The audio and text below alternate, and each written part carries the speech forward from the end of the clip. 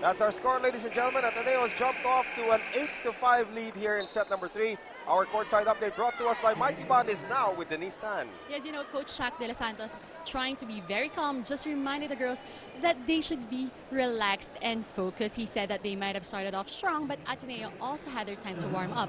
He also added that the lack of focus and communication inside the court is the thing that's keeping UST in this tight spot. Guys? Ngayon, Coach Shaq na siya. Mighty Bond courtside update brought to us by Mighty Bond from Denise Tan. Hindi na first name. Hindi na Cesael. Ire-retiro na talaga yung number 14 sa UST, sinasabi ko. 9-5 right now. Ateneo getting a point off that hitting error from UST's Maruha Banatigla. Now Charo Soriano to give Ateneo their biggest lead of the game. It does not happen. And she missed the line by just millimeters. That's right. Actually, I thought it would drop in. But Charo Soriano back from a head injury. Head injury, yes. She sustained in practice. Here's Maruha Banatigla. Here's Ferrer. Gretchen Ho. Gretchen Ho is making a serious bid for player of the game here if Ateneo pulls off this victory. Well, you know, that's what's hard about playing against someone who's not part of the first six. You don't really know what to expect. And Gretchen Ho actually stepping up for Coach Clint. Gretchen Ho makes a difference there again. Time out for Cesael. Coach Shaq calls the timeout. Tinatamad tayo kumalaw eh. Ha? Baba na agad yung laro natin pag third game pa lang to. Hindi tayo pwedeng ganyan. Ha? Angat ulit yung game. Saga. Ha? Hindi, tingnan mo yung block masyado. Takas mo na lang. Sa gilid. Ha? Pinamadali natin eh. Mahirap na ma-recover. Masyado minamadali. Taga lang, lima lang yan. Taga, kapit lang ha? You know, for me, that's one of the best combinations in volleyball right now. Yung combination ni Shaq De Los Santos at saka ni Coach Milet. That's a pretty good combination right there.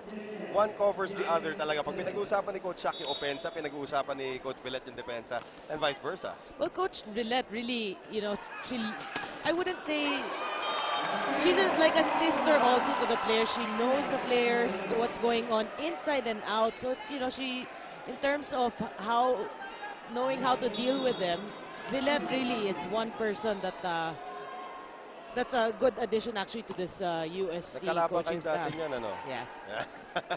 Yes. Pinupakan ka niya, ano? Magkaiba kayo ng posisyon. Well, nag-rotate kami, but I have a huge respect for the game of Milet. Although she doesn't look as tall, she's not that tall. Bakit? Yung mga Angela Benting ba matangkad? Hindi naman eh. So si Ferrer. Sontaya on the delayed hit. Well, I was talking about the reception of Ateneo working for them after the first set. Let's say Gabriel digging now better than Corato, 40% as compared to 20% for Corato. And that's where Corato should have been, in the spot of Maruha Banatigla, as Sontaya gets another ace, her second of the game. Ateneo now with their biggest lead of the game at 5 points. Again, who'd have thought after that first set? Oh, Tabacero is telling everybody, hey guys, remember me? Look at this power hit coming from Angelique Tabacero. Out of nowhere. Ball? Again, how can somebody that lean generate that much power? Mikasa is the official ball of the Shakey's V-League. Well, she'll get her kills in the side, left side, right side, middle. She's just on fire for UST. Oh, nice dig there by Sontaya. A big hole right in the middle of the floor for UST. Well, the tides have changed. Now UST looking for answers. Carolino is on the bench, and Pagcor Sports is a proud partner of the Shakey's V-League. The double attack does not work as Soriano and Kainglet slam the door on the D offense of UST. Look at this Mighty Bond super dikit block. And it is Phil Kainglet, the smaller of the two, getting the block. Even Isa Maizo now being rejected.